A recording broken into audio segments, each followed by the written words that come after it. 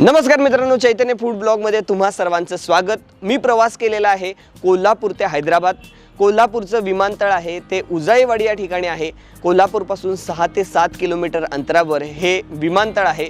या ठिकाणी हैदराबाद, त्याचबरोबर तिरुपती, मुंबई अशा ठिकाणी, बेंगलोर अशा ठिकाणी सध्या फ्लाइट उडतायत। 60 ते 70 लोकांची कॅपॅसिटी असलेली ही विमानं आहेत। काही ठिकाणी 100 पर्यंत ही कॅपॅसिटी असते। तर कोल्हापूर ते हैदराबाद या ठिकाणी येण्यासाठी मी यात्रा.com वर बुकिंग केलं होतं। 1900 रुपये तिकीट होतं। सगळे टॅक्सेस मिळून 2000 झाले होते या एका माणसाचे। पण त्याच्यामध्ये 400 रुपये ॲडेड टॅक्स किंवा सर्व्हिसेस कसले चार्ज करण्यात आले हे, पण यात्रा.com वरनं हे सीट मी बुक केलं विमानाचं। तर मित्रांनो, हे विमान होतं इंडिगो एअरलाइन्सचं। 3:30 वाजता हे कोल्हापूरमधून सुटणार होतं आणि त्याच्यासाठी आपल्याला 2 तास आधी हजर राहायचं आहे त्या ठिकाणी साहित्य घेऊन। त्यानंतर चेकिंग केलं जातं, त्याप्रमाणे आम्ही 2 तास आधी पोचलो। बरोबर 1 वाजता आम्ही तिथं पोचलो होतो। बॅग सॅनिटाईज करण्यात आल्या पहिल्यांदा आतमध्ये जाताना, त्यानंतर ओळखपत्र तपासणी करण्यात आली, त्यानंतर बॅग चेक करण्यात आल्या एका कन्व्हेअरवर ठेवल्यानंतर। त्यानंतर पुढे गेल्यानंतर आम्हाला एक तिकीट देण्यात आलं। त्यानंतर आम्हाला मास्क, त्याचबरोबर शील्ड आणि एक माणसासाठी आम्हाला पीपी किट देण्यात आलं।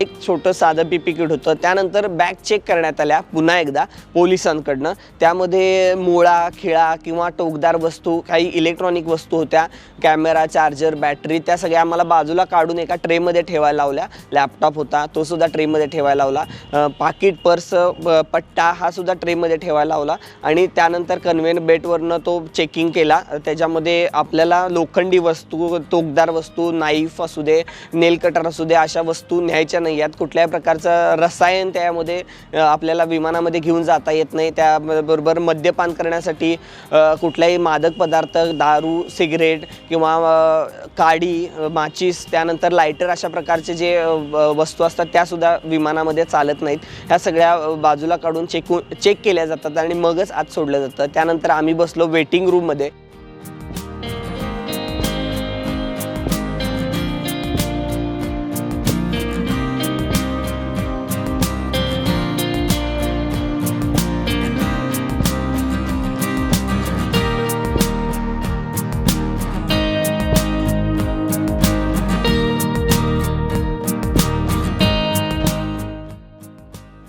वेटिंग रूममध्ये जवळजवळ आम्ही 1 तासभर होतो आणि त्यानंतर आमची फ्लाईट आली। विमान येऊन लागलं आणि त्यानंतर आम्ही चालतच विमानापर्यंत पोचलो।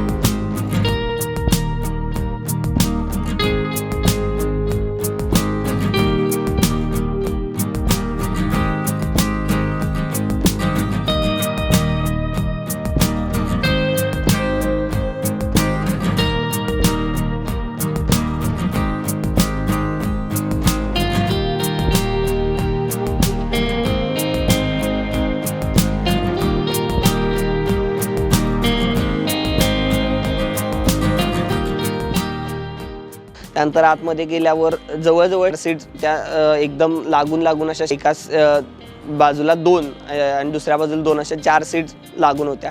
त्यातली एक सीट खिडकीकडेची होती आणि तेथून विमान उडलं।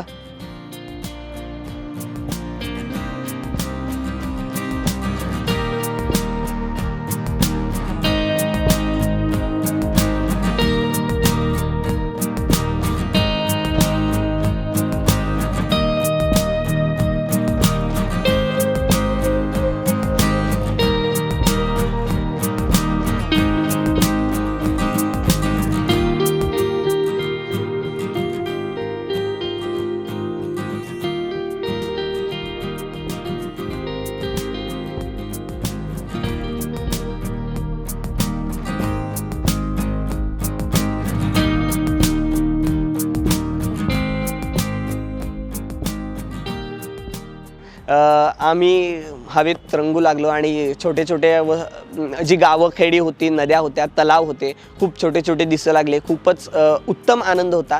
जेव्हा विमान उड्डाण घेतं तेव्हा पहिल्यांदा जरासं थरकाप उडतो आणि जराशी भीती वाटते. पोटातलं पाणी थोडंसं तिरकं होतं असं, पण नंतर वर गेल्यावर एकदम स्थिर होतं. पहिल्यांदा कोल्हापूरच्या साईडला पावसाळी वातावरण होतं, त्यामुळं तिथं जरासं धुकं साठलं होतं बाहेर, त्यामुळे दिसलं नाही. पण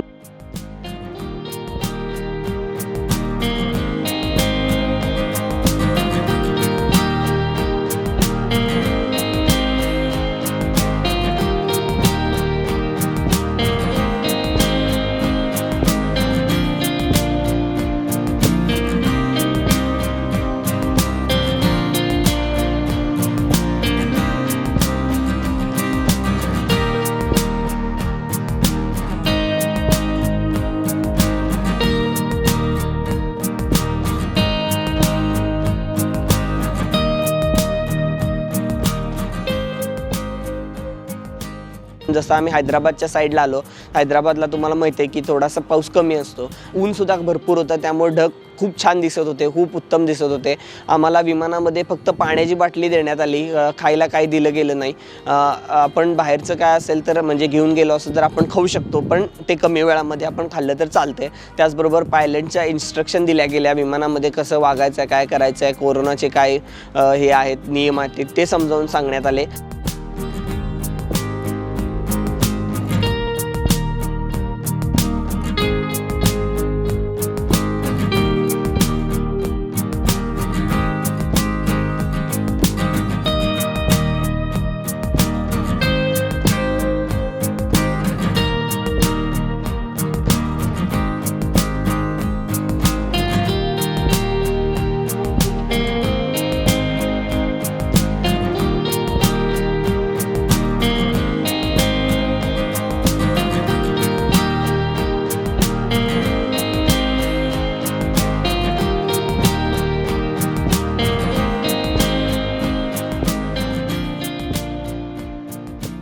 आणि त्यानंतर जवळजवळ 1 तास 30 मिनटं, 1-1.5 तासाचा वेळ लागला आणि हैदराबादच्या या जमिनीवर म्हणजे हवेमध्ये आम्ही पोचलो.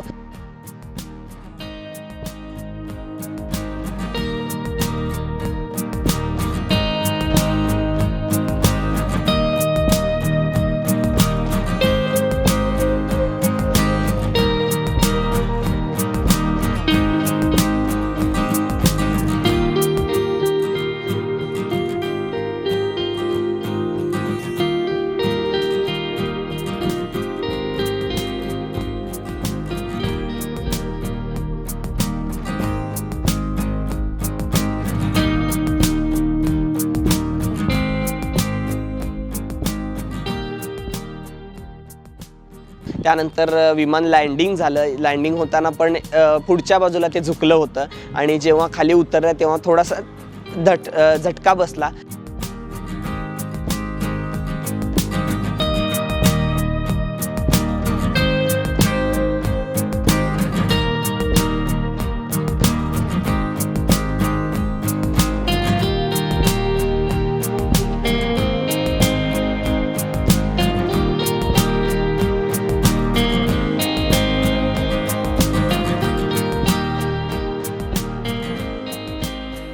आणि विमान पुन्हा एकदा हैदराबादच्या एअरपोर्टवर येऊन थांबलं आणि एक गाडी आली आणि ती बाहेरपर्यंत विमानतळाच्या इथं आम्हाला सोडली.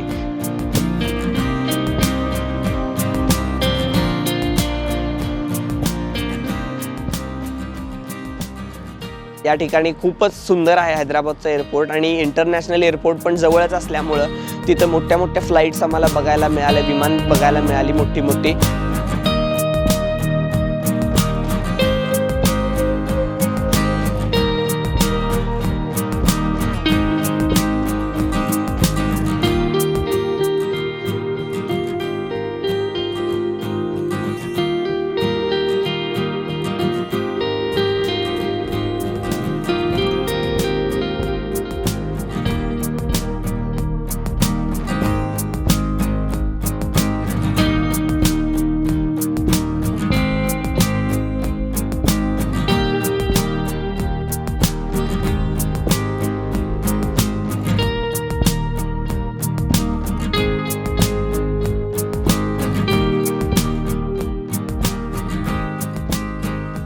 त्यानंतर बाहेर गेल्यावर टॅक्सी, रिक्षा आणि त्याचबरोबर कॅबवाले भरपूर होते त्या ठिकाणी. तिथून आम्हाला नारायणगुडा या परिसरामध्ये यायचं होतं आणि मग त्यासाठी आम्हाला माणशी 350 रुपये द्यावे लागले. अशा पद्धतीने आम्ही नारायणगुडा या ठिकाणी पोचलो. एअरपोर्टपासून 35 किलोमीटर ते होतं. एअरपोर्ट तसं हैदराबादचं एअरपोर्ट जे आहे ते खूप लांब आहे, गावापासून 30-35 किलोमीटर लांब आहे. त्यामुळं जर आपण कुठलाही प्रवास करून येत असलो तर कुठूनही तर जाण्या येण्याची सोय आपल्याला पर्सनली केली तर उत्तम राहील. म्हणजे कोण आपल्याला न्यायला येणार असेल तर ते बेस्ट होईल. तर अशा पद्धतीनं हा सगळा प्रवास होता. बऱ्यापैकी व्यवस्थित झाला प्रवास. फक्त आपल्याला लांब असल्यामुळे हैदराबादचा एअरपोर्ट आपल्याला यायला 350 रुपये माणसी द्यावे लागले. एवढा सगळा हा प्रवास होता. खूपच मस्त वाटलं. पहिलाच माझा हा विमानाचा प्रवासाचा अनुभव होता. मजा आली. नक्कीच तुम्हाला पण आवडला का हा व्हिडिओ हे कमेंट बॉक्समध्ये कमेंट करून कळवायला विसरू नका. त्याचबरोबर हैदराबादमध्ये आपल्या सबस्क्रायबरपैकी कोण असेल जे हॉटेल व्यावसायिक आहेत किंवा खाद्यपदार्थांच्या व्यवसायामध्ये असेल त्यांनी मला संपर्क साधा. नक्कीच त्यांच्यापर्यंत मी पोचण्याचा प्रयत्न करेन आणि त्यांचाही व्हिडिओ तुमच्यापर्यंत घेऊन येण्याचा प्रयत्न करीन. नक्की माझा नंबर आहे, त्या नंबरवर तुम्ही मला संपर्क साधा आणि अशाच प्रकारचे वेगवेगळे व्हिडिओ बघण्यासाठी चैतन्य फूड ब्लॉगला सबस्क्राईब करा. त्याचबरोबर बेल आयकॉनवर प्रेस करा. धन्यवाद.